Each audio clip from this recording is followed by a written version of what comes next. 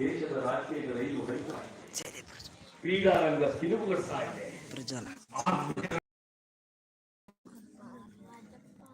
ಸಾಂಸ್ಕೃತಿಕ ರಂಗ ತೊರೆದು ಹೋಗ್ತಾ ಇದೆ, ಧರ್ಮ ಕಂಡವರ ಕೈಗೆ ಸಿಕ್ಕು ದೆಸಗೆಟ್ಟು ಹೋಗ್ತಾ ಇದೆ. ಶಿಕ್ಷಣ ತಕ್ಷಣ ಅರ್ಥವಾಗಲಾಗಿದೆ. ನಮ್ಮ ದೇಶದ ಶಿಕ್ಷಣ ಅರ್ಥವಾಗದ ತಕ್ಷಣ ಉದ್ದೇಶವಲ್ಲ ಉದ್ಯೋಗ, ದುರ್ದೈವಕ್ಕೆ ಸೃಷ್ಟಿಸುತ್ತಿರುವುದು ಬರೀ ನಿರುದ್ಯೋಗ. Ramanna BA, Somanna BA, Anita BA, Krishna BA, ಊರು ತುಂಬಾ ಕಾಲೇಜ್ ಆಗ್ತಾ ಇದಾವೆ, ಊರು ತುಂಬಾ ಶಾಲೆ ಆಗ್ತದವೆ.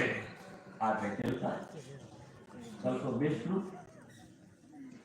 ಎಲ್ಲಿದೆ? ಯಾವುದ್ರ ಮೇಲೆ ಪ್ರೀತಿ ಇದೆ ನಮಗೆ? ಯಾವುದ್ರ ಮೇಲೆ ಅಭಿಮಾನ ಇದೆ? ಎಲ್ಲೋ ನಮ್ಮ ಜನ ಅವತ್ತು ಬರೋದಿದ್ರು ಆಟ ಆಡ್ತಿರ್ತಾರೆ. ಎಂತ ಆಟ? ಪರ್ವಕ್ಕೆ ಕುಂದಿರ್ತಾರವರು ಒಂದ್ 4 ಜನ ಸ್ನೇಹಿತರು ನೋಡ್ಕೊಂಡು ಹೋಗ್ತಿರ್ತಾರ. ಅದು ಇವತ್ತು ಅವ್ರು ಏನು ಪಲ್ಲಕ್ಕಿ ಕುತ್ಕೊಂಡು ಓಡಾಡ್ತಿದ್ರು ಅದನ್ನ ಪಲ್ಲಕ್ಕೆ ಸ್ನೇಹಿತರು ಹೇಳ್ತಾರೆ. ಇವತ್ತು ನಮ್ಮ ಹುಡುಗರು ಆಟ ಏನು? ಬರೇ ಮೊಬೈಲ್ ಮೊಬೈಲ್ ಮೊಬೈಲ್. ಅಪ್ಪ ಅವರು ಬೇಕಾದ್ರೆ ಬರ್ತಾವ, ಮೊಬೈಲ್ ರೊಕ್ಕ ಆಗಿಲ್ಲ. ಯಾವ ಸ್ಥಿತಿ ಬಂದು ಮೊನ್ನೆ ನನಗೆ 63 ಪ್ಲಸ್, 64 ವಯಸ್ಸಿನಲ್ಲಿ ನನ್ನ ಒಬ್ಬ ಸ್ನೇಹಿತ ಬ್ಯಾಂಕ್ ಮ್ಯಾನೇಜರ್ ಮದ್ರಾಸಲ್ಲಿ ರಿಟೈರ್ಡ್ ಆದ. ನನಗೆ 3 ಮೊಮ್ಮಕ್ಕಳು, ಅದರಲ್ಲಿ ಆತನಿಗೆ 2 ಮೊಮ್ಮಕ್ಕಳು.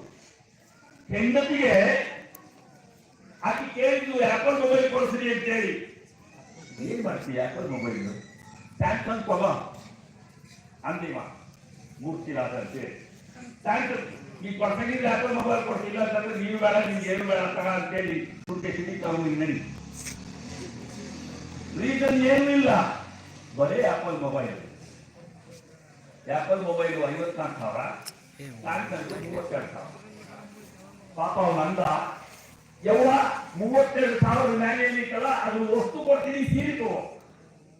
ನನಗೆ ಸೀರೆ ಬೇಡ, ಮೊಬೈಲ್ ಬೇಕು. ನಿನ್ನ ಮೊಬೈಲ್ ಕೊಡ್ಸಕ್ ನಿನಗೆ, ನನಗೆ ಕೊಡ್ಸಕ್ ಬರಂಗಿಲ್ಲ. ರಿಟೈರ್ಡ್ ಆಗಪ್ಪ, ಇನ್ನೂ ಬುದ್ಧಿ ಬರಲಿಲ್ಲ ಮಗ. ರಿಟೈರ್ಡ್ ಆಗಪ್ಪ, ಇನ್ನೂ ಬುದ್ಧಿ ಬರಲಿಲ್ಲ. ಅದರಲ್ಲೇ ಅಂದ್ರೆ ನಮಗೆ ಹೊರಗಿನ ಮಂದಿ ಹೇಳೋದಕ್ಕಿಂತ ಮನೆಯಾಗಿನ ಮಂದಿ ಹೇಳಕ್ಕೆ ಬಿಡ್ತಾರ. ನಮ್ಮ ಊರು